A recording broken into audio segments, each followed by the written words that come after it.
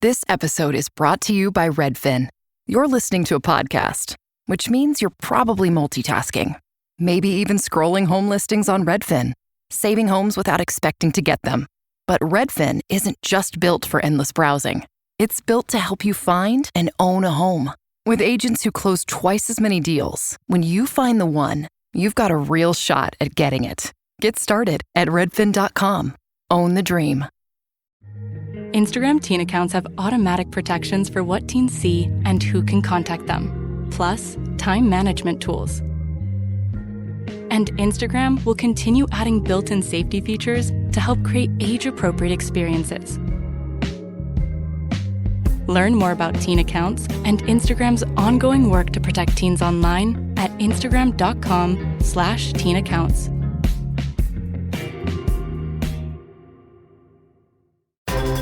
Breaking news are happening now. Hi, everybody, and welcome to the Reality Flash. My name is Mike Bloom, and I'm here to bring you the flashiest breaking news in the wide world of reality TV. Today, Squid Game Season 3 has officially been given the green light, but an exciting announcement has recently come about that is causing me to flash the red light. We need to stop down, pump the brakes here, because believe it or not, one of Netflix's most popular reality shows today is getting a bit of a star treatment. But first, speaking of stars, if you would be so kind to go to therealityflash.com, leave me a rating or review, that would be incredibly nice for you to do so. We are obviously passing the first birthday of this podcast in general, and obviously with the scattered amount of reality TV news out there, we want to cast a wide net in this ocean of unscripted content, and your ratings and reviews would greatly help. And of course, if you have any tips like these random announcements that might come across my desk on a Monday afternoon, no solicitations, no spam, just tips at therealityflash.com. Just tips at therealityflash.com. But here's a few tips about what to expect from the newest season of Squid Game, The Challenge. For those of you who are unaware, Squid Game, The Challenge is one of the most on-the-nose examples I can think of not getting the point from satire in recent memory. Of course, Squid Game is this hit Korean dystopian survival thriller series where the concept is simple. Put 456 people who are quite strapped for cash in an environment where they can win a life-changing amount of money. The only issue, they have to quite literally be the last person standing to get the money. The result has been a 3-season monster success that has truly showcased the depravities and limits or lack thereof people would go to make sure they were financially secure, and what that says about the inequity and inequality that exists in our day-to-day world. And so Netflix decided to quite literally monetize it and turn it into a reality show. Squid Game, The Challenge, takes similarly 456 people and puts them in these life or death games, death in quotations. Luckily now, perhaps in a squid-like capacity, it's just exploding ink pods on them rather than them actually bleeding out or, at least showing a facsimile of that and causing many strongly worded emails and comments to be sent Netflix's way. But regardless, the stakes might as well be people's lives on the line, because it has led to some intensely dramatic moments, massive betrayals, all to pursue an amount of money that is certainly nothing to sneeze at. It has happened now for 2 seasons, and it was already announced that Squid Game The Challenge would be back for a 3rd season. But recently, March 3rd, Netflix decided to announce a little bit of a twist on it. Just like any good set of Squid Games proper, you're not going to get the same thing when you come in the next time. And we got quite the twist in store for season 3. Squid Game, the VIP challenge, has been announced. So let's talk about the source material, where this concept came from, and how it may translate to the reality show proper. So, Squid Game proper. These people are scratching each other's eyes out and stabbing one another with forks. Yes, obviously to win a larger prize, but little do they know there are some voyeurs. There are some super duper fans watching from above. That's because about like the middle part of every season, I should say, of Squid Game, there is a time where VIPs are thrown in. These are the 1% of the 1%, the rich hoity-toity caviar sniffers who are so secretive in running the operations of the world behind the scenes. They wear golden masquerade animal masks, perhaps to prove the bestial bloodlust that they contain. And so they sit upon their mighty thrones and they essentially gamble on these people.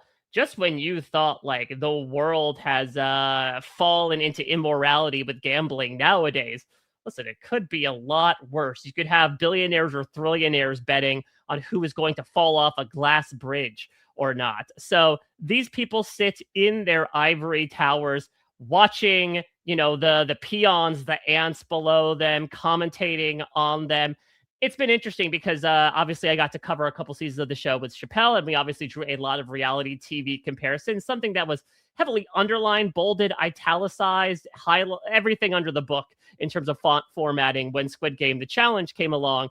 But we were wondering, does this take on the audience analog of being a part of fandoms of these shows and commentating things from the couch? Oh, he shouldn't have done that. Oh, I'm rooting for this person. Oh, I hate this person. I hope they go out soon. Just taken to the most extreme level, is this more so representative of, again, the fact that as much as these people think that they are independent thinkers, that they are essentially players in a larger game themselves, I'm not entirely sure you could do entire dissertations on it. What I will say actually about it is I'll say inarguably, if you ask any Squid Game fan, the VIPs are cumulatively the worst part of Squid Game. And there's, a number of reasons you can attribute to that. Hwang Dong-hyuk, who is the creator, the inspiration, or the mind, I should say, behind Squid Game, is a native Korean speaker. All of the VIP scenes, no matter what language you watch, are in English. So you are going to get kind of stilted writing and delivery because even if you are multilingual, sometimes things don't necessarily translate from one language to another. They're just very oddly performed from the actors as well. It almost brings things to an odd halt as you are just riveted by the interpersonal dramas, depressed by all the heartbreaking loss that exists in the game. And then you got to go back up to freaking Statler and Waldorf with the worst lines you've imagined from a Netflix script in quite some time, which is saying a lot. So hopefully the VIP experience does not necessarily mimic that, but it does seem like they are bringing that facet into Squid Game, the challenge proper. Here's where things get a little confusing. So this was announced as Squid Game, the VIP challenge. This was to imply that this is something separate from Squid Game, the challenge. We will get into this in a little bit. This is a cast of 8 VIPs, 8 celebrities. They have the iconography down to the masks as well in the video that was released by Netflix over the past day or so. And when you read the description from Netflix, which is rather vague, rather scant, much like the Squid Game show proper, not wanting to give too much away too quickly, all it really says is, quote, 8 VIPs will step into the high-stakes game and put their wit, strategy, and skill set to the ultimate test.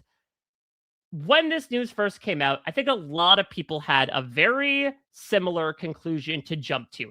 Understandably so. When you are given this Mad Lib, you cannot help but fill in the blanks, and most likely that will be filled with kind of all the same words of the sentence, given the timbre of reality TV today, which is, okay, is this Celebrity Squid Game the challenge? It's obviously a much smaller scale.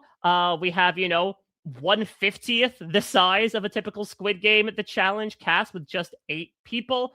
Is this going to be like a 2 to 3 episode thing? Is this going to be like RuPaul's Secret Celebrity Drag Race, where it has nothing to do with what the show is, and maybe they'll all be competing to share a prize, or will only one of them win a prize, or will none of them win a prize at the end of the day, and instead they win influence or advantages over what's to happen in the show proper? There are so many questions that have been provided by this, but I think the conclusion that people jump to, and again, I will say logically so, is that, okay, this is something separate. It's been given a different title by many different pieces of Netflix media. Squid Game, the VIP challenge. This is something to exist completely separately from, we'll say, the civilian, the OG, the vanilla Squid Game, the challenge. Weirdly, that might not be the case. And this is information courtesy of one of the best reality TV formats out there on the social media streets, reality TV __ fan, who, as they are wont to do, posted the 8 names that were released for Squid Game, the VIP challenge, but dropped a very interesting tidbit here. They said that this is season 3, which was previously announced. This is a part of season 3. So this sounds like it's not something that is entirely separate. This isn't like a mini series that's going to run before season 3 proper. Another Netflix example I'm thinking of off the top of my head is like the celebrity Great British Bake Off episodes that they do for the holidays. What this seems like more so is like the first twist of season 3 proper announced. What reality TV __ fan says is that there will be like an actual season of Squid Game, the challenge. There are still going to be the people in the green jumpsuits competing in these games, hopefully getting a hefty payday at the end of it. But now we're throwing in the celebrities as well, which, of course, like any good twist from a prestige TV show, just begs further questions. Because what the language that Netflix and Doom implies is that they're going to step into the high-stakes game and put their wit, strategy, and skill set to the ultimate test. That seemed to imply that they were participating in the games. But the roles of the VIPs were voyeuristic only. They purposely were not getting their hands dirty whatsoever in all of the carnage that was beneath them. So is it like they are going to play a part, but it's more so the influence they have from outside the game? Is this something like the Hunger Games, where they are going to be sending like advantages and disadvantages to players? Because we did deal with that a little bit in season 2. They brought more individual advantages and disadvantages into the bunks, I should say, to wreak havoc on the game. Could this be something that's provided by the celebrities proper? Because I will say, if you thought the they don't get the point commentary of Squid Game, the challenge, was prevalent with the idea of this show in its first 2 seasons, to then put 8 people who have a good amount of net worth to them, certainly more than your average layman that is going to be inside Squid Game, the challenge, they're going to be torn to shreds. Unless they have like some sort of implicit immunity all the way until the final bout. What are you doing? Are you just pounding these people into prime rib ground beef to just throw out for others to devour? Who the heck would sign up for that? So I have to imagine there is some sort of like appeal to why they are there. Maybe we're going like full voice here, and like they will pick players, each of the celebrities, to coach or have represent them, almost like choosing a fantasy team. But in this case, like you will directly get to call up your fantasy players and be like, hey, if you shake a couple tackles and get me like 50 more yards so I can beat my boyfriend's cousin, that'd be fantastic. I don't know. If they were actively a part of this show, I really would not enjoy it just because, again, as odd as the concept is to me of actually bringing this societal commentary to life in a non-sarcastic way, it does feel like a pretty clean and pristine game when it is just these 456 people operating within this sustained environment. When you bring in outside influence in so many ways, that could just hamper the game. And I don't think necessarily it's like the game has needed to change. We've done it for 2 seasons. It's produced 2 road outcomes. Now we got to try something different. You don't have to necessarily throw the baby out with the bathwater. I probably should not say baby in Squid Game too much, especially if you know what happened in seasons 2 and 3. But the more I find out about this, and specifically the idea that this will be a part of season 3, honestly, the more confused I'm going to get. I mean, could this be something more like a goggle box where they're providing commentary on what's going on? That could be interesting. I don't know why we need 8 of them. I don't know why we need these 8 people in particular if they're just going to prattle on and on about what so-and-so did in Mingle, but that could be a possible use of them. I mean, as I mentioned before, we are really bathing in a culture of celebrity reality TV, which is so funny because I feel like one of the major tropes that existed in the 2000s especially, right, was like, all right, if you were a D-list celebrity, you went onto reality TV because that was the only thing that would take you at this point. Hollywood couldn't, so go non-union and throw yourself into a jungle or on a dance floor. And then that became a little more taboo and celebrities staved away from it. But now it's really come flooding back. And listen, it's been there for a while with stuff like Masked Singer and Dancing with the Stars consistently. But honestly, what Traitors has been able to bring back into the mainstream, which is this idea of like, oh no, if you're a celebrity, this can actually be an incredible gateway and actually boost your career, either re-energize you or put you into a stratosphere that you've never known before. It has, I think, opened up a network's Rolodex in a manner of speaking to be like, oh, we want to do 8 VIPs for this show? Sure. We could definitely bring in 8 of these people. They'll breeze in for a weekend, check it out, get paid a hefty sum, or they'll be seeking to get paid a hefty sum, and they'll feel like they'll get some notoriety from it.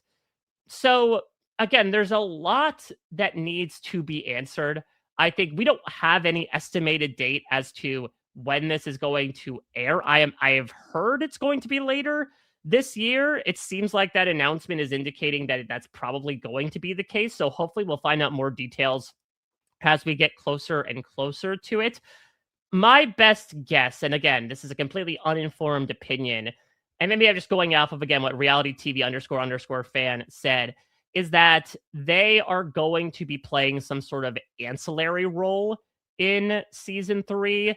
I could, again, see that atmosphere where they are like awarding advantages and disadvantages. Think of it almost like Extracted, where it's like, these are my people. I'm going to help my people by influencing it from the outside and not getting directly involved. I think that's how you sort of play the VIP role without just mixing celebs and plebs together, which almost never works out in so many ways. So there are a lot of questions as to what this VIP experience means to Squid Game, the challenge. But one thing that has certainly been answered is who those VIPs will be. I'll be back in a flash to tell you what you need to know about who you need to know that will be donning these animal masks and sitting in those lush, plump chairs for Squid Game, the VIP challenge. It's tax season, and at LifeLock, we know you're tired of numbers. But here's a big one you need to hear. Billions. That's the amount of money in refunds the IRS has flagged for possible identity fraud. Now here's another big number. 100 million. That's how many data points LifeLock monitors every second.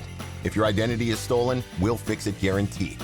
One last big number. Save up to 40% your first year. Visit LifeLock.com/podcast for the threats you can't control. Terms apply.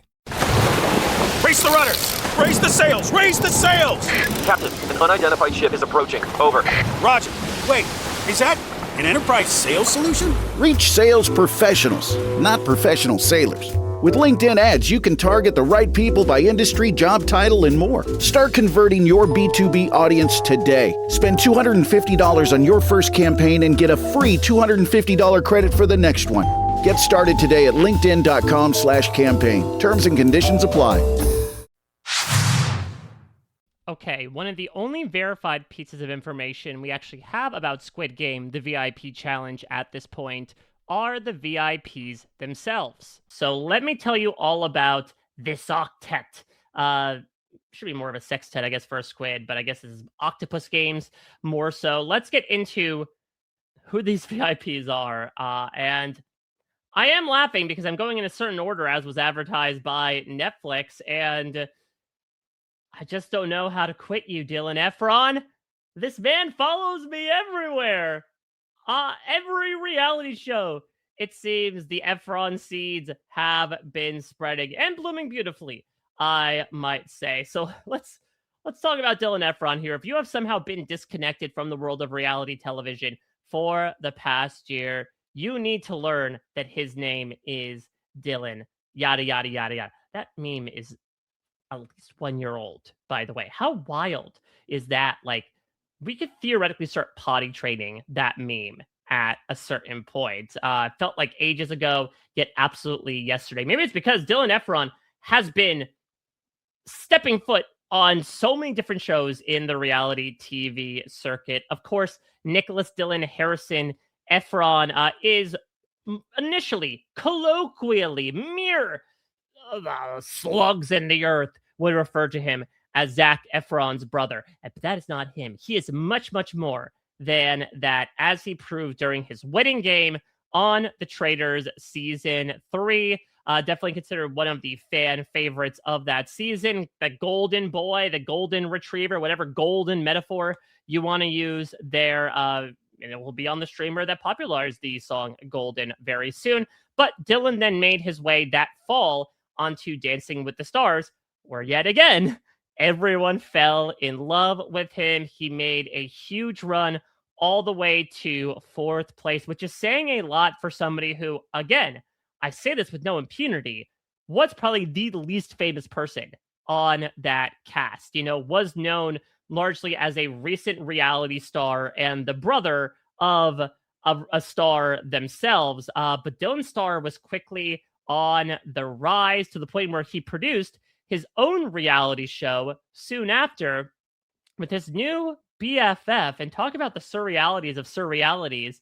Him and Boston Rob Mariano doing reality TV together in the form of Everything's a Competition, which is this new YouTube show where they face off against each other in a wide variety of challenges. But no Boston Rob to be seen here, as Dylan is making his way into Squid Game, the challenge. Definitely the person who I would say has the most reality TV experience, but I guess from a competitive perspective, and definitely the most recent reality TV experience. Here he is yet again, adding another show to his Thanos-like conquering of unscripted content. You know, I was thinking about this when I saw the VIP list.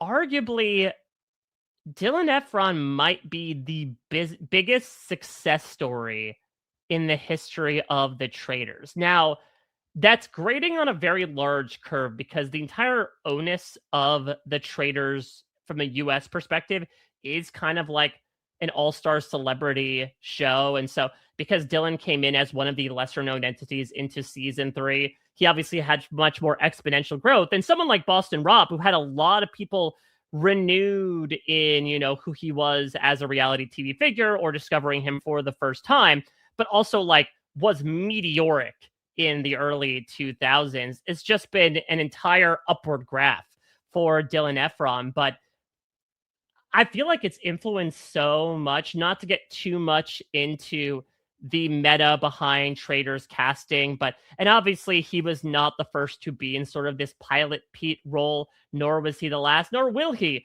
be the last, but like you can draw the line between casting Dylan and casting Colton as this alpha male, faithful of the faithful, able to sort of bro down, but also spot a traitor in their midst type of character. There's the idea that Dylan ends up, I think, surprising a lot of people, both on production and in the fandom as well, with what he was able to do and the success he brought. And as a result, I don't think it's a coincidence that season 4 brought in this wide variety of non-reality celebs. Your Stephen Colettis, your Eric Noms. Obviously the Johnny and Tara are more so to do with the Olympics, but Donna Kelsey, this idea of, okay, maybe we don't need to necessarily cast people that have this vast amount of on-camera experience from a reality perspective, but Dylan has now put in more work than some of the people he was playing traitors with in the past year, considering everything he has done. He has also talked about, being a Survivor superfan, is a big fan of these types of games. Not sure if Squid Game The Challenge was on his binge on the flights he would take between these shows. But if there's someone who would throw themselves entirely into the game, either as a participant or a voyeur, it would definitely be Dylan. But let's talk about someone else that has certainly put themselves out there on reality TV, but in a very different way. Let's talk about Hannah Godwin. So I actually mentioned Colton before and how he may have been following in Dylan's footsteps, but Hannah, very closely associated with Colton, considering that she appeared on his season of The Bachelor, and she got his first impression rose, made it all the way to the final 3 before that tracking just lost its mark in a manner of speaking, and she ends up getting eliminated there just short of the final 2. But she eventually does have a happy ever after, as she ends up going on to Bachelor in Paradise in 2019, where she met, fell in love with, got engaged to, and eventually married Dylan. And I believe the two are still happily, blissfully living their life together. And so I'm always intrigued to see what Bachelor Nation representation happens, especially now that Bachelor in Paradise is back. Obviously, the population in terms of its alumni grows every single year, though maybe less so nowadays, considering we don't know what shows are canceled and what shows are not. I feel like Hannah hasn't done anything from a reality TV perspective since she was on Bachelor in Paradise, which was 7 years ago at this point. So kind of wild to have her come out of all people. Maybe it's like Hannah Brown, who she competed alongside with in multiple ways, decline. And so Hannah was, in true pageant style, a lovely first alternate and stepped in there. Let's talk about another veteran of reality TV. It's a party with these bacchanalian symbols of the VIPs in Squid Game, The Challenge, and she is certainly never tardy to the party. It is Kim Zolciak. Kim was on, I believe, 6 seasons of The Real Housewives of Atlanta, certainly made a stir, went out on maybe not the highest note, and I'm not just talking about the music that she would make. Unlike Hannah, Kim has been treading the boards of reality TV more recently. She was actually part of it. I believe I did a reality flash, or I did some sort of podcast about this, I'm remembering, about the Surreal Life reboot of the reboot. They tried this a couple times on MTV, again, really stretching the definition of celebrity. And I remember Kim was on the most recent version, Villa of Secrets, that aired in 2023. And so, listen, if Kim could live alongside Chet Hanks, I think she is more than happy to get down and dirty in the pursuit of some sum of money. Next up, Christy Sarah. Who is this? Is the probably the biggest question that a lot of people were asking. And she is a content creator. She's a massively popular content creator. She has 10 million followers on Instagram and 17.5 million followers on TikTok. She gained a reputation on those platforms primarily through family-friendly content. She pulled a lot of pranks on her family, and then she did a lot of lifestyle, home design content. She actually, in 2023, was recognized by Forbes 30 under 30 for social media influencers. So this is someone who knows how to hustle and someone who knows how to innovate. And listen, a lump sum of money might be nice to have given recent news, which I believe Squid Game Challenge probably filmed after this, but I believe it was announced in January that Christy Sarah, who's actually named Christy Sarah Small, divorced from her husband, Desmond. She also goes by Christy Scott as well. So again, there's lots of S names, lots of rebrands happening at the moment. Truly does feel like a social media platform oriented person. But I believe, they decided to separate as of earlier in 2026. So obviously she's been going through a lot of life changes, and we shall see if that manifests in some sort of way in what she is able to bring to the VIP lounge. I hope they call it the VIP lounge. There's like a nice velvet rope. If they played the games and they keep them on a velvet rope away from the contestants, there's a VIP section, then I may be backing on the idea of them actually participating in the challenge proper. That might be scary as a prospect, but this person knows her way around scary. It's my favorite city in Australia, Melb.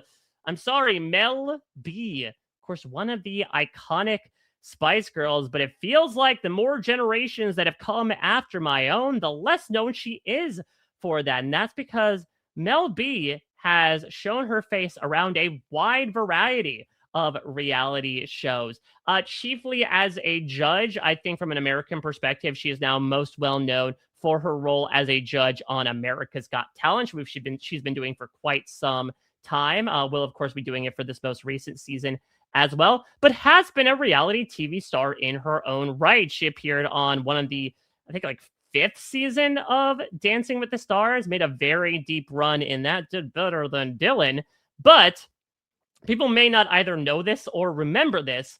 This is not Mel B's first Netflix reality show.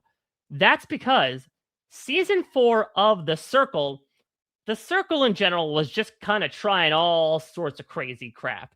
So season 4 of The Circle, Mel B enters alongside Emma Bunton, of course, Baby Spice, and they are catfishing together as one person, and they hang out for like the first half of the season, but they're not there to, steal money from anybody, to vote anybody out. They can't raid anybody. They can't block anybody.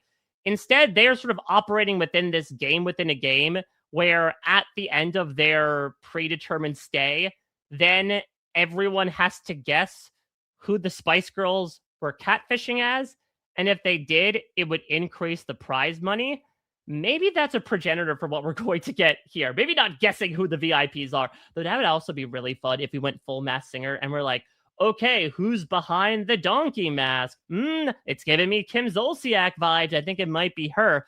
But maybe this is something where, again, they are doing their own sort of separate side competition series while everyone else is getting into the games proper. So Mel at that point was sort of like 1 foot in, 1 foot out. But it seems like whatever this competition might be, she is fully in. And, Squid Game is ultimately a game where two become one, I guess, especially in that final game. Let's talk about Ryan Serhant, another Netflix star, of course, in a much wider, more visible variety on the streamer than Mel B, because this is the lead and executive producer of Owning Manhattan. So he has been a reality star for some time. He, of course, was on shows like $1 Million Listing New York, $1 Million Listing Los Angeles, becoming a simultaneous real estate agent and reality star. And like any good real estate agent, essentially he went for broke or went for broker and decided to create his own reality series. So I think there's going to be so much content around this guy. He knows how to wheel and deal. I'm sure there's going to be some sort of negotiation aspect, and this guy will go full Angelina and be able to broker some sort of handshake between everybody, only for it to get broken very soon. I mean, listen, Serhant and Serpent, there's only a couple of letters off there, but it's understandable that we get a little bit of a network synergy happening here. But let's talk about someone that is as far away from network synergy as you can possibly imagine. Let's talk about Tristan Thompson. Okay, for those of you that don't know, Tristan Thompson is an NBA player. He's been playing, I believe, for 13 seasons, primarily known for his time with the Cleveland Cavaliers. He won an NBA championship about 10 years ago at this point. But even if you were not necessarily a sports fan, you might know the name because this man is very well connected to Khloe Kardashian. I just want to run down the sheet here because I was remembering this a little bit and then reading back up on the history. My God, this guy makes this man looks like Robert Baratheon, look like a nun at this point. So Tristan Thompson has been in this on-again, off-again relationship with Khloe Kardashian. They started dating 10 years ago. Again, maybe it was straight off the Cavs winning the NBA championship when he had been cheating on his girlfriend, who was pregnant at the time, with Khloe Kardashian. Then they officially, consummated their relationship and had something to show for it, as in 2018, Khloe Kardashian gives birth to their daughter. But then, of course, there's a lot of stuff that comes out about how Tristan Thompson may have cheated on Khloe Kardashian during her pregnancy. And not only that, it was quite inside the family, not first degree, but second degree, as I think the rumors are that he cheated on her with Kylie Jenner's best friend at the time, Jordan Woods. So obviously, lots of strife between Tristan and Khloe Kardashian. And then we get into COVID. And there's this Ben Stiller, Christine Taylor sort of story where they were quarantining together. And despite being on the rocks going in, it was a little bit more smooth sailing coming up. Maybe they gain a little bit more appreciation for one another, having to be around each other all the time. And then resume their relationship where they just consistently were going hot and cold. Summer 2020 to June 2021 on, then a few months off, and then October to December 2021 on. Then 7 months after that, July 28th, 2022, they had another child together via surrogate.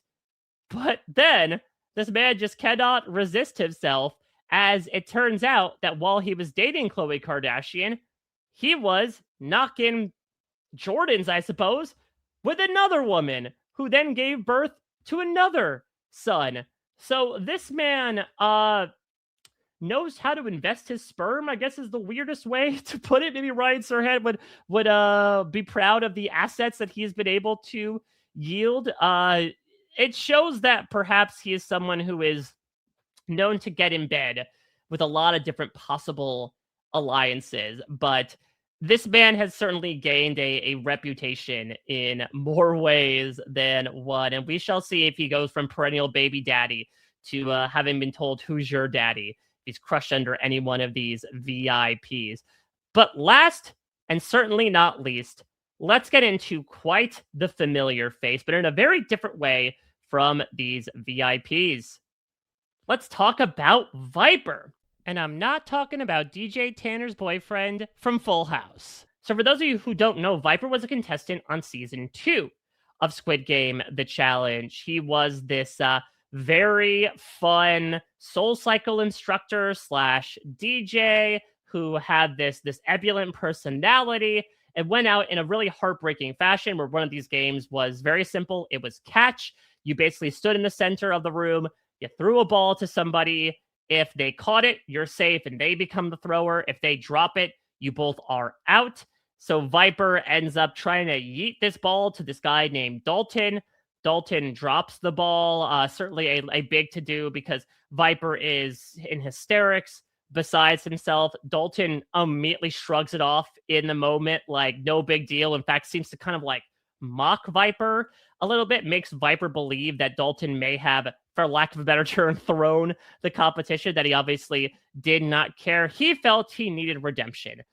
And it's luckily an opportunity presented itself straight out of Squid Game, the show proper, as at the end of the season, Netflix did a fan vote of here are 5 eliminated contestants who did not make it to the end of the game. Who do you want to see come back for season 3?